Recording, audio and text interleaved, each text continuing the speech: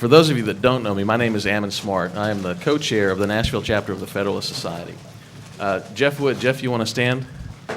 Is also the co-chair of the Nashville chapter. And Jeff deserves most of the credit for putting together today's event. But of course, we couldn't put together an event like this without the help of a number of folks. And a few that I'd like to thank off the bat, of course, are Lansden for allowing us to use this conference space and the facilities here. We really appreciate their generosity. I also want to highlight and thank Mary Gregory. Mary was registering everyone and was responsible for making sure that everything was in order today. Without Mary, we couldn't have pulled this off. So, Mary, thank you. And also want to thank Justin Adams, who is taking care of all of the CLE forms and will also handle the obtaining CLE credit for today's event. And, of course, we want to thank our panelists and our moderator for being here today and for agreeing to participate. With that, I'll go ahead and introduce Professor Blumstein. I think many of you here probably know Professor Blumstein from your law school days. He is a law professor at Vanderbilt University Law School, but he also ranks among the nation's most prominent scholars of health law, and medicine. He is currently one of 8 university professors at Vanderbilt. He was the first awarded that title in the law school and the first to receive a second tenured appointment in Vanderbilt Medical School. As director of Vanderbilt's Health Policy Center, Professor Blumstein has served as the principal investigator on numerous grants concerning managed care, hospital management, and medical malpractice. He has also served as Tennessee Governor Phil Bredesen's counsel on TennCare reform and has participated actively in a number of Supreme Court cases, arguing 3. So with that, I'll turn the time over to Professor Blumstein.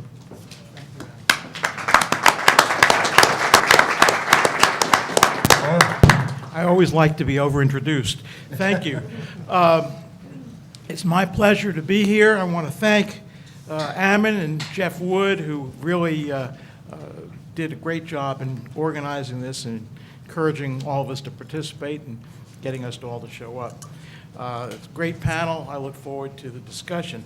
Every once in a while, they let me out of the university, and I think of the story of this fellow in California who was entertaining a friend of his from another country, let's say Korea, and they were skinny dipping in the pool in California.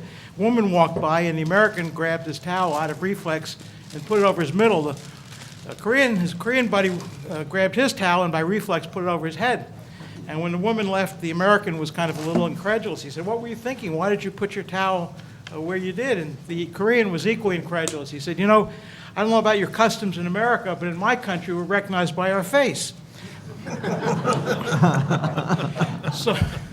So there's a question about what is socially adaptive in any particular culture, in a different culture, and hopefully our response today will be appropriate. The panel is going to proceed as follows. I'm going to say a few words by way of substantive introduction, and then we'll move directly to Todd Gaziano, who is here from Washington, D.C., from the Heritage Foundation. And he's going to talk about a very interesting and provocative paper that he's co-authored on the individual mandate and its constitutional analysis, in his view, unconstitutionality of the individual mandate that has been proposed as part of health care reform. Bill Young, who is general counsel at BlueCross and BlueShield, and who is a former student, and he and I go back to when he was at the Tennessee Hospital Association when we worked on a project together. And Bill is going to be here wearing 2 hats today. He's going to be here in part as Blue Cross's representative, but because he has a lively mind and wants autonomy, he will also wear a second hat, which is Bill Young, commentator. And he said he will identify when he's wearing each hat. When he's there officially, he promised that he would only take off the hat, and then he would explain what his position is. And then third, General Summers, Paul Summers, who was a very distinguished Attorney General for a number of years in our state and served with great honor and distinction for those years. He and I had the privilege of working together when I was working for the governor during TennCare reform. And we labored in that somewhat thankless vineyard together for a period of several years. He is now here, and he will address the question of healthcare reform from the perspective of state and from the Attorney General's point of view. Well, I like to think of three umpires discussing their philosophy of calling balls and strikes. The first one says, well, I call them the way I see them, I'm a subjectivist. The second one said, well, I call them the way they are, I'm an objectivist. And the third one said, they are what I call them, I'm an existentialist. And I'd have to say in this particular case with this lively panel that they will be somewhat subjectivists, not existentialists, and perhaps a little bit of objectivism going along as well. But they'll call them the way they see them. Now I want to talk about two things to start the ball rolling. First, I'm going to address a health policy question, and then secondly, a little bit of a discussion about cooperative federalism. The health policy issue goes to this, what I call political ear candy, where there's lots of discussion about eliminating pre-existing conditions as a grounds for underwriting insurance, and correlatively requiring that insurance carriers sign up individuals without respect to pre-existing conditions at the time and place of the individual patient's preference. This sounds wonderful. Who could be against this? Well, I will make the assertion that this is something that is one of these things that sounds good at level one, but a moment's, and it doesn't even have to be 2 moments, thought will demonstrate the significant problems with this. And all you have to think about is a question not of health insurance, but fire insurance. Suppose you decide not to sign up with a fire insurance policy, and then you get a call from your spouse, husband, wife, whoever, and says, you know, our neighbor's house is on fire and the wind is blowing this way. And you get on the phone with your insurance carrier and you sign up for fire insurance. We all know that that's not practical, right? Everybody wants to have insurance coverage, but if you allow people to pick and choose when to insure themselves, this is a death spiral for the concept of insurance. Now, it may be good public policy, that's a different story, but it's not conventional insurance. Conventional insurance acts on a principle of actuarial fairness. It says there are going to be 5 people in the room, all of whom have comparable risks. One of the 5 will get ill or have a heart attack or have cancer or have a very expensive illness in some way.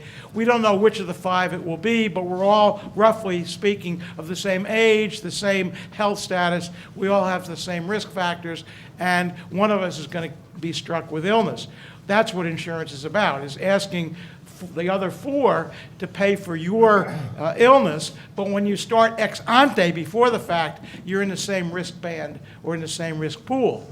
Now, if you change the circumstances where you say, okay, well, we're only going to pay our insurance premiums once we know what our health status becomes, well, why in the world would you sign up for health insurance? You can just wait until your neighbor's house is on fire, till you get ill, and then sign up for coverage. That is a death spiral for insurance. Now, it may be that that's why people want the end of insurance companies, is that they don't really think that insurance is the right model for dealing with people who are ill. And that's fine, that's a fair conversation to have. But what you can't call that is insurance.